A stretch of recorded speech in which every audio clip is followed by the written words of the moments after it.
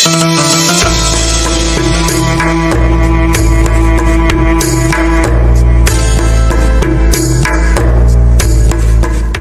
Ustaz. Waalaikumsalam Ustaz. Siap. Ya. Al-Mukarram Ustadz Mukhtaruddin ya. Kita bincang-bincang lagi Pak Ustadz. Kita sharing masih seputar permasalahan di bulan suci Ramadan Pak Ustadz. Iya betul Ustaz. Nah ini ada permasalahan berkaitan dengan siwak Pak Ustadz. Jadi di lingkungan kita, di masyarakat kita ini kan ada yang orang-orang punya siwak Ustadz. Kalau dulu punya siwak itu ketika ada orang-orang pulang haji atau umroh. Iya. Sekarang itu sudah dijual di pasar-pasar, di Tanah Abang banyak itu ya. Oh, iya. Nah, siwak itu yang masih muda Ustadz, itu baunya wangi Ustadz. Oh. Terus kayunya itu kan serabut, kayak apa namanya, sikat gigi itu, halus gitu. Jadi ada yang dihalusin, ada yang dibikin serabut buat siwakan. Nah, kira-kira Pak Ustadz, kalau orang puasa kapan diperbolehkannya siwakan, atau boleh nggak siwakan itu pada saat sholat duhur, sholat asar begitu Ustaz, atau mau sholat duha gitu, atau yang kedua Pak Ustadz sekalian, kalau supaya pakai sikat gigi, nah kalau orang berpuasa boleh sikat giginya sampai kapan? Terus boleh nggak pakai odol seumpama gitu ya, kira-kira mau sholat duhur Pak ini baunya kayak nggak enak, gosok gigi pakai odol, lah itu kira-kira membatalkan atau nggak Ustaz? Kalau siwakan Ustaz, ya bolehnya boleh Ustaz. Bolehnya boleh dilakukan, akan tetapi ada hukum makruh ketika dilakukannya setelah zuhur. Kenapa makruh? Hikmahnya menghilangkan bau mulut yang bau Ustaz. Kan bau ya kalau orang puasa itu dimakruhkan Ustaz. Dimakruhkan. Kenapa kok dimakruhkan? Menghilangkan bau yang disukai Gusti Allah. Ya. Oh iya. Bau mulutnya yang orang puasa itu disukai oleh Allah Subhanahu wa taala. Ini kok dihilangkan. Sehingga itu makruh Ustaz setelah zuhur. Tetapi kualitas makruhnya itu Ustaz makruh tanzih. Artinya makruh tanzih itu makruh yang tidak terlalu parah.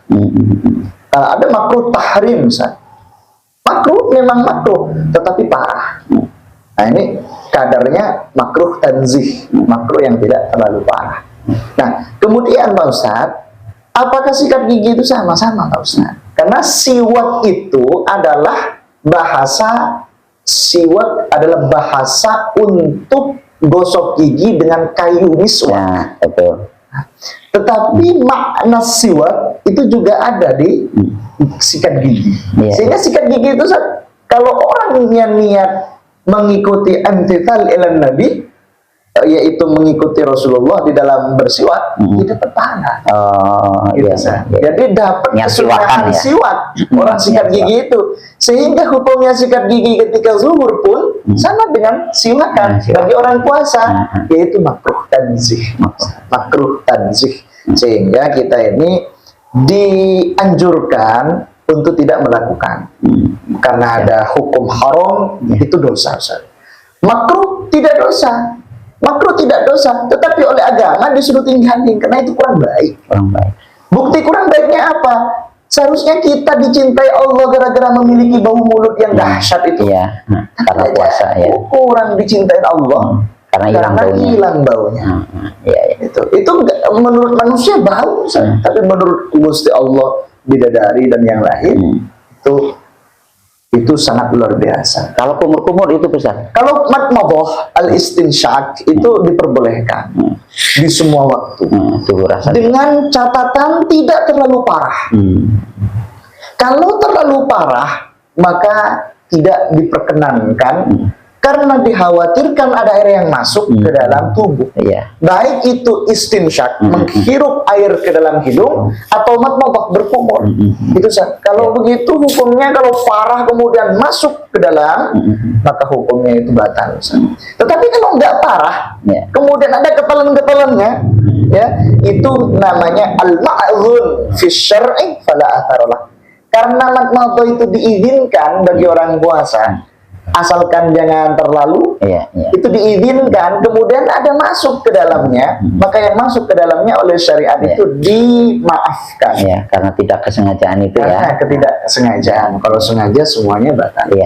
Siap, Pak Ustadz, itu saja. Baik, Pak Ustadz, terima kasih banyak Pak Ustadz. Ini luar biasa sharing kita ya, bermanfaat sekali buat masyarakat, dan ini sering terjadi Pak Ustadz, sering terjadi di masyarakat karena tadi saya mau kerja atau saya masih lanjut kerja, baunya nggak enak, akhirnya dia ke toilet, gosok gigi dulu di kantor-kantor gitu, di kerjaan gitu. Tapi ini luar biasa Pak Ustadz, sudah keterangannya bisa diterima ya, dan sangat bermanfaat buat masyarakat Pak Ustadz. Terima kasih, kita bisa menyampaikan informasi yang luar biasa ini kepada masyarakat. Terima kasih Pak Ustadz. Assalamualaikum warahmatullahi wabarakatuh.